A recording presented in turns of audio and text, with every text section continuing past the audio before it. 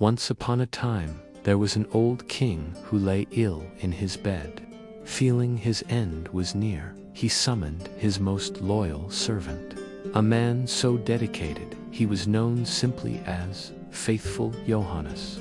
The king said, "My dear Johannes, I'm dying. My only worry is for my son. He's young and still needs guidance. Promise me you'll watch over him, be his guardian, and teach him everything he needs to know."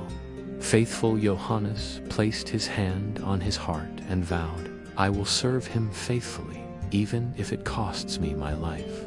With that promise, the old king died in peace. After the mourning period, Faithful Johannes took the young king on a tour of his inheritance. He showed him every grand hall, every treasure-filled vault in the entire castle. But there was one door he always passed by. "Why do you never open this one?" the young king asked. Johannes replied, "There's something in there that would frighten you." But the king insisted, "I've seen the whole castle, and I must know what's in that room. I won't move from this spot until you unlock it." With a heavy heart, Johannes found the key. He opened the door, planning to quickly cover what was inside, but it was too late. The king peered over his shoulder and saw it a portrait of the princess of the golden roof. It was so lifelike, so beautiful, that the king fainted on the spot. When he came to his senses, his first words were, "Who is that beautiful woman?" "The princess of the golden roof," Johannes answered. The king declared, "My love for her is overwhelming. I will risk my life to win her. You are my faithful Johannes. You must help me." Johannes devised a plan. He knew the princess loved all things made of gold. They had the royal goldsmith's craft, countless treasures, golden birds, animals, and all sorts of wondrous objects. They loaded everything onto a ship, disguised themselves as merchants, and set sails to her kingdom. Upon arrival, Johannes went ashore alone, his apron filled with golden trinkets. In the palace courtyard, a chambermaid was drawing water from a well with golden buckets.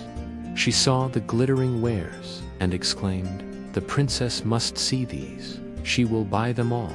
She led Johannes to the princess, who was indeed captivated. But Johannes was clever. "This is nothing," he said. "My master's ship holds treasures far more artful than these." Curiosity got the better of her, and the princess insisted on seeing the ship herself. Johannes joyfully led her aboard. As the king showed her one magnificent piece after another, she was so enthralled she didn't notice the ship had set sail. Hours passed. When she finally looked up, she saw they were on the open sea. "I've been betrayed, kidnapped," she cried. But the king took her hand. "I am not a merchant," he said. "I am a king, just like your father.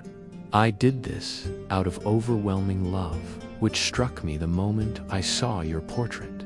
Hearing this, her heart softened, and she willingly agreed to be his wife.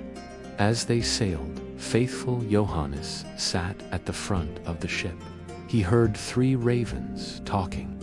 The first said, "He's bringing home the princess, but he doesn't have her yet." The second raven replied, "When they land, a wild horse will appear. If he rides it, it will carry him away forever." "Is there no rescue?" asked the third. "Yes," said the first. "If someone else jumps on, grabs the pistol from the saddle, and shoots the horse, but whoever knows this and tells the king will turn to stone from their toes to their knees."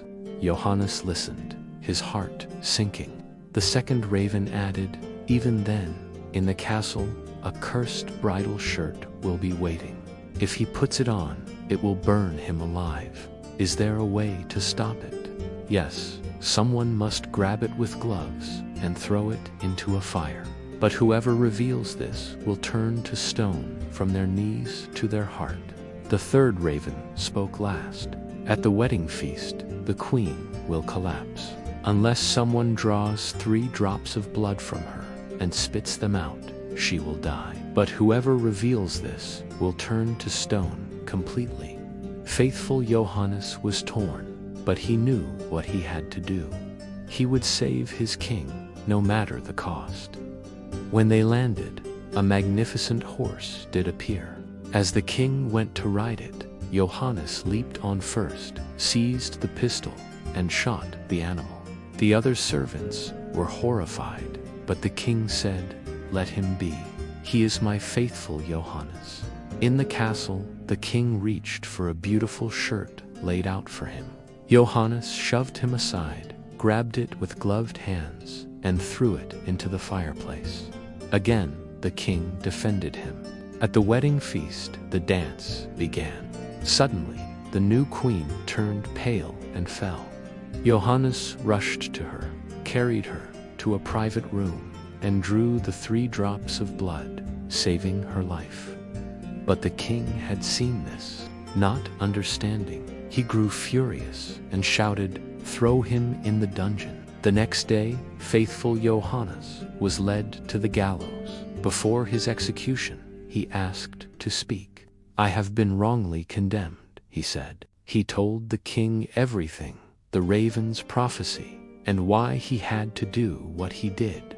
"Oh, my most faithful Johannes, mercy," the king cried. But as he spoke the words, Johannes fell, turned completely to stone. The king and queen were overcome with grief. He had the stone statue placed in their bedroom and wept every time he looked at it. Years passed, and the queen gave birth to twin sons. One day, as the king sat with his children, he looked at the statue and sighed, "Oh, if only I could bring you back to life." The stone statue spoke, "You can, if you will sacrifice what is dearest to you. Cut off your children's heads and anoint me with their blood." The king was horrified, but he remembered Johannes's ultimate loyalty. He drew his sword and did the terrible deed. As the blood touched the stone, life returned, and faithful Johannes stood before him, alive and well. "Your faithfulness shall be rewarded," Johannes said. He took the children's heads, placed them back on their bodies, and with their own blood made them whole again. They jumped up and started playing as if nothing had happened. Just then, the queen returned. The king, overjoyed, told her everything, and they all lived together in happiness for the rest of their days.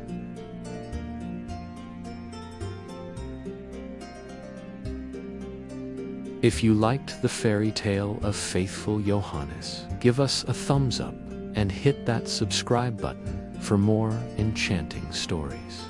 Every week, there will be a new tale of olden times. Thanks for watching, and we will see us here at Grimm Reborn. Sweet dreams.